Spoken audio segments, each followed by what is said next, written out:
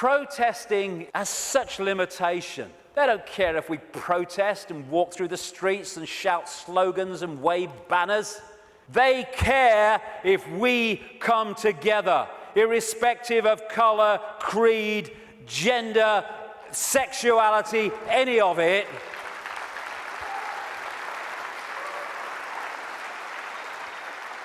Put our differences aside and unite behind what affects us all and all our families. This control system, this Orwellian agenda, is not trying to enslave black people or Jewish people or middle-class Americans or Hispanics or Australians or Indians. It's trying to enslave all of us. And what it wants to do is divide the target population against itself through these fake, ridiculous fault lines of race, religion, income bracket, so that we divide and rule the target population and they can pick us off one by one. They are terrified of us putting down those fake fault lines and coming together and uniting behind what we should all believe in: freedom for all, irrespective of who we are. Injustice anywhere is a threat to justice everywhere. Someone else's injustice is our injustice, because if we allow injustice there, eventually that injustice will come here anyway.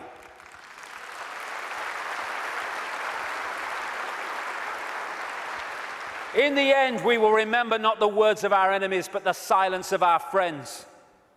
Silence is consent. Can you hear us now?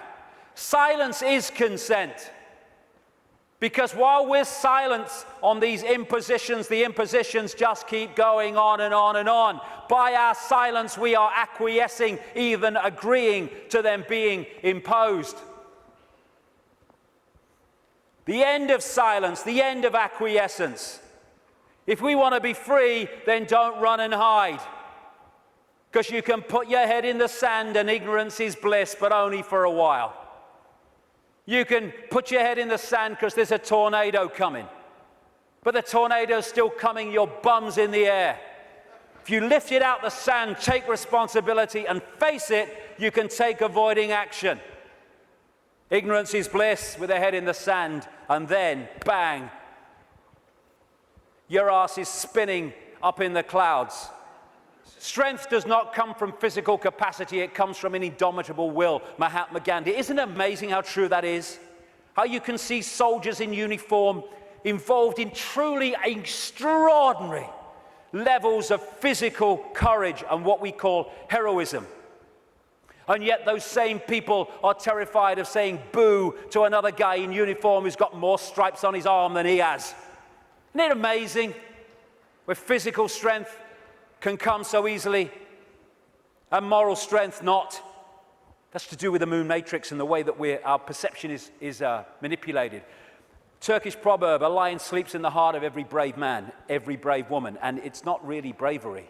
When you let go of fear, you don't need bravery, you don't need courage. Courage is overcoming fear. When you let go of fear, because I'm all that is, has been, and ever will be. What's the worst that can happen to me? I leave this physical body of limitation and I become all that is, has been, and ever will be, in full awareness that that is what I am. My God, I'm terrified that that might happen. I don't know how I'm going to cope with the terror of thinking that might happen. Know thyself. Again, recurring theme, know thyself. We are consciousness.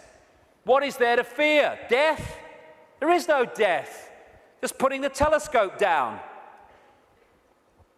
We can meet this with fear.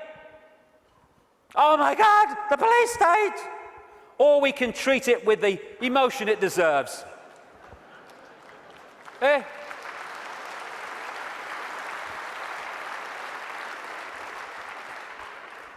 What we have to do is comply. Compliance! That's what we have to do. Because if we don't comply, the control system's in desperate trouble. So it has to frighten us into complying for fear of not complying and the consequences that come from that. Well, hold on a second here. There's something about this that ain't right. When we look at this structure, We look there for the power. But why is that there? Because these silly sods are holding it up there. This is the power. They have to persuade them that they have the power, so they don't take the power to bring that crashing down. Fear of bringing it down through fear of not complying. Once we step out of the pyramid and refuse to cooperate with it, no violence necessary, by the way, then the pyramid starts to collapse because we're holding it together. It's a house of cards. That's all it is. Oh, it's the control system. It's a house of cards. Simple thing. People are being fined ridiculous amounts of money for putting their wheelie bins out on the wrong day or too many inches from the bloody curb. And people go, I don't know, what's the world coming to? It's the big brother state, innit? And then what you gonna do? What time's that game show on, honey? Terrible, a bloody thing, I don't know. What? What's that gonna do? Don't tell me that's Big Brother. It's little me that's causing that, not Big Brother. What if thousands of people, when someone is fined that money for that ridiculous thing, and like I say, they're just giving us more and more ridiculous things to see how much we'll take before we resist, and when we don't, they give us even more ridiculous things. What would happen if when someone is faced with that fine, thousands and thousands of people in that area put their wheelie bins out in the wrong place on the wrong day, week after week after week after week?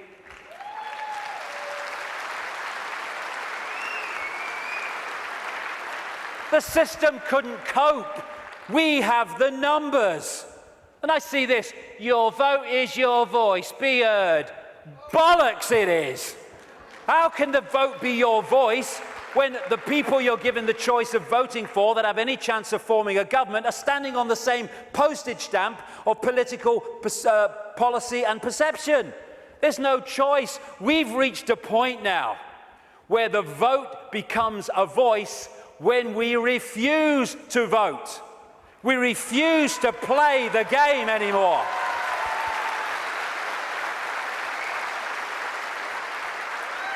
What would have happened at this recent election, this farce, if tens of millions of people had said, we've had a bellyful, we're not voting, it only encourages them. We are not voting because we're going to make a statement that we know this system is rigged and we're having it no more. What would have happened in these days that have passed since that election? The whole focus of the media and everything would have been, bloody hell, what's going on? Why this mass refusal not to vote? Now we've got a debate going. Now we're looking at why people haven't voted because the system is rigged. Now the system has to bloody start to change because it's lost its credibility. But instead, the majority trotted along to vote because they say, well, if you don't vote for them, they might get in. It doesn't matter. They're masks on the same face. So what if they get in? Same thing will bloody happen. Comply. No. No, no. Not if it's enslaving me and my children and imposing on my freedom. Comply, leave your home now it's foreclosed. No, no, no. Let's follow this through, shall we? Millions of people in the world are losing their homes, being foreclosed, and ending up homeless. Let's follow this through. Why have you lost your home, my friend? Because I can't pay me mortgage. Why can't you pay your mortgage? Because I lost my job. Why did you lose your job? Because the great banking collapse, they can't get this, they can't get my company went bust. And who's taking your home away and saying you've got to leave? The banks that caused the fricking problem, and we are leaving? What are we doing? What are we doing?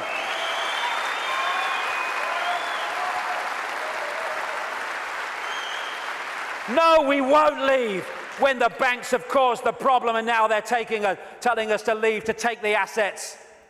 No, we won't. And people who are not being foreclosed need to support those that are. We're all in this together.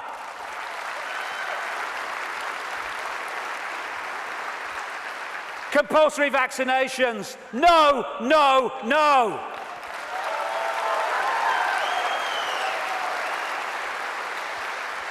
You must do what we say. We have changed the law. Not if you are imposing on my freedom and my rights to be a free citizen with a free voice. No, no, no. What are they going to do? They come out of Downing Street, whether it's Clegg and his mate bloody Cameron, or it's bloody Obama, or whoever it is in America, and they say, we've had a discussion, and this is what we're going to do. What if vast numbers of people say, well, we ain't doing it? They have got no power whatsoever. Their power comes in our acquiescence. Oh, but you can't defy the law. Okay, let's follow this through, shall we? By the way, while I'm talking, put your arms out and I'll put the handcuffs on, because that's what you're telling me. What you're telling me is this. We have no say in laws that are passed. And then we have to obey those laws. Well, okay, forget freedom then. Okay, what if they passed a law that says, we take your children away? Would you obey it? Well, no. So there is a line then. There is a line. It's just, where is that line? And if a law does not respect human freedom, it does not respect human justice, it doesn't respect fair play, we should not be acquiescing to those laws. We should be refusing to acquiesce.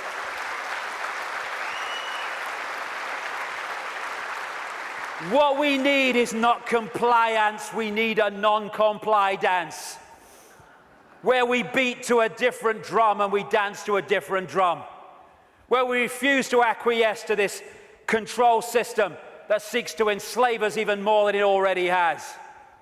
Non-comply dance. Do this, comply. No. No. But we need to do it en masse. Oh, we do it with a smile on our face. We're consciousness, all that has been, ever will be. Why shouldn't we have a smile on our face? And smile and feel for these people who are enclosed in mind trying to enslave us. But we need to do it en masse. Because if we don't do it in numbers, then people get picked off. That's what's happening.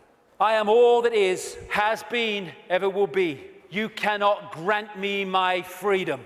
It is not your gift to grant me my freedom or take it away, because I am, we all are, freedom.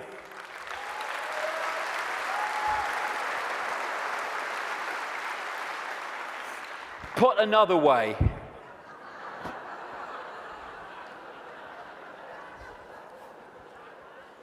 what would infinite consciousness do?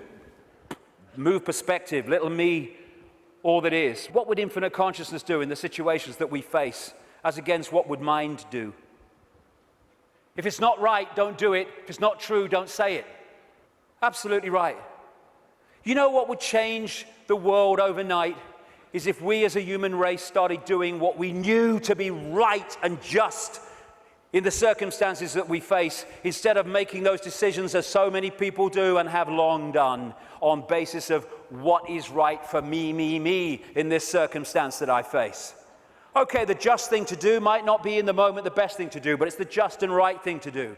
And if we started doing what we knew to be right when we're faced with these decisions, as opposed to what we perceive is right for us in the moment, although doing what is right for us in the eternity, then everything would change. If we want a world of peace, then be peaceful. It sounds trite, it sounds simple, but it's devastatingly profound. That's what we need to be with each other.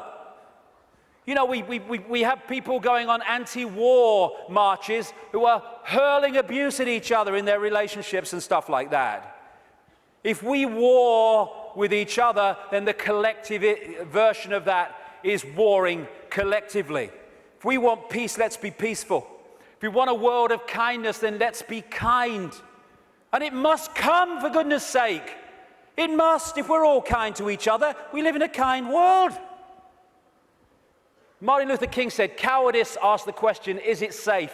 Expediency asks the question, is it politic? Vanity asks the question, is it popular? But conscience asks the question, is it right? There comes a time when one must take a position that is neither safe, nor politic, nor popular, but one must take it because it is right. And when enough of us take that stance, everything changes. The revolution is not a revolution of weapons, it's not a revolution of fighting, it's not a revolution of hatred, it's a revolution of perception, because everything changes. I am a lion then. I'm not the lamb I kept seeing in the mirror and the world kept telling me I was. And then that expresses itself out into the true nature of who we are. And miracles become possible. We're going into the epoch of what we perceive as miracles. It's just a greater understanding of the way everything works. And the system must fail when that happens.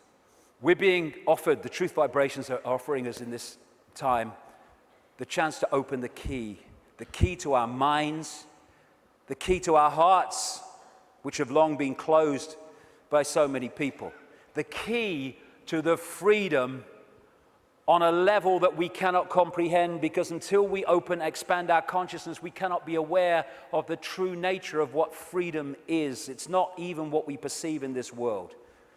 Enough of this suppression, enough of this slavery, enough of this enslavement of the few by the many.